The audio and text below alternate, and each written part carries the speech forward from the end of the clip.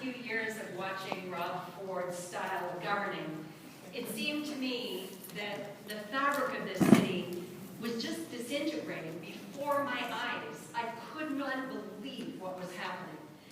Lies, bullying, pitting one part of the city against another, name-calling, intimidation, even knocking over a female councillor in the council chamber, and that was a good day. I have never been so appalled by politics, and there's been some pretty appalling politics in the world these days, but I never thought I'd see that in Toronto.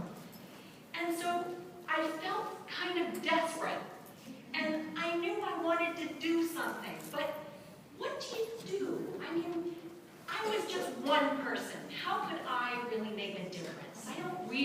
I'm not that well connected. I mean, I've got the kind of network that probably most of you do. I've got friends and family and acquaintances and colleagues, but I thought, what really can I do? I also am sort of like a lot of Torontonians and Canadians in general, I suppose. I'm a little bit reserved about my political beliefs, or I used to be. I didn't really like to broadcast who I was voting for. I didn't get involved. I figured that the campaigns sort of ran themselves, and that if I just voted, that would be plenty. And, you know, I don't want to get into a food fight over politics. But looking at what's been happening, I thought, okay, that's enough. No more can I sit down and let other people do the work. I have to get involved. But what can I do? So I phoned up the John Tory campaign and I said, I'm dying to help. Put me to work. Tell me what to do.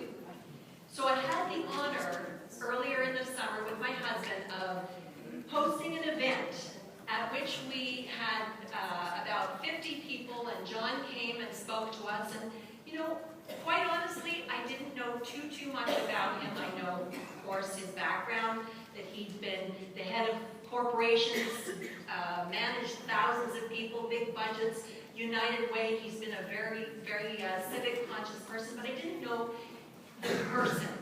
And so I got the honor and privilege of hearing him up close, and I got so excited because here was somebody I could actually endorse without reservation. He made so much sense. And so when I had that event, I phoned the campaign and I said, okay, put me to work at more events. I want to go to more events. I want to go to debates, because by being a presence there, you show other people in the room that you support him. And it's very important. We cannot minimize how important it is for others around us to see that we are supporting John. And what struck me at these events was he was asked some pretty tough questions. And I was so impressed by the way he handled himself and by the way he responded and his thought process. And he had social compassion along with fiscal responsibility. And I thought, hallelujah, here's somebody who's got it all. Well, the two things, social compassion and financial responsibility, do not have to be mutually exclusive. And Olivia Chow does not have it all sewn up on social compassion, I can tell you that. John Tory has a fantastic notion of what needs to be done so people are not thrown to the wolves. But he isn't also going to tax you up the you-know-what to get there. So I know from experience, from volunteering, how exciting it is to be involved in this campaign, to see change actually happening.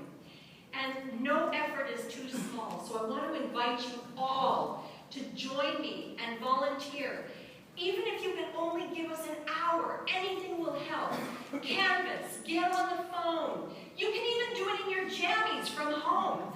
Email. I wrote a blog post, and I sent the blog post to everybody that I know, and even people I don't know. And I found that I sent it out on Twitter and Facebook and LinkedIn and Pinterest. And I've gotten so many responses back. It's really energizing, and I want you all to feel that too. And I want you to feel part of it, because we can really make a change here. You know, Rob Forcher, the heck, isn't reserved, is he? And he doesn't have any problem crowing about some fantasy or other that he's the only person in this city that cares about taxpayers. Well, we all know that that isn't true. And John cares deeply, and he's going to tell you that himself soon. And Ford Nation is reserved. So we cannot afford to sit back and let things just unfold. The next weeks are critical. We need every single one of you to help and get involved. And it's so exciting to see the positive changes that are going to happen in this city. As you've been told, John is currently in the lead, but we really cannot take anything for granted. We can't take the chance of sitting back and letting other people do the work. We need every one of you. Canvas, phone. You can volunteer on election day. I'm going to be driving people to polls who can't get there. Anything that can be done, I'm there to help, and I really hope you'll join me. We're going to have a sign-up table at the back here afterwards so that you can come and tell us how you'd like to help the campaign.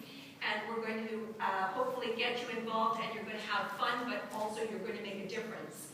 And everybody who's going to speak tonight is going to thank you for coming out, and of course I thank you too. But I really applaud you for coming out, because you have shown engagement, you have shown commitment, you have shown that you care about our city, you care what happens to it, and you want to make a change and you want to make a difference.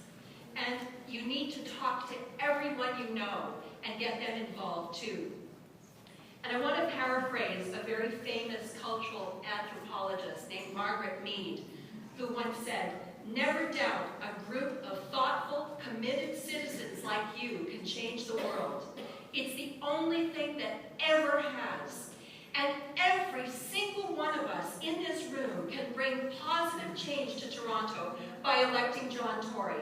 Let's stick together, volunteer, and push John Tory over the top so we get a civilized mayor and not some late-night talk show party trick. So let's get together and help get John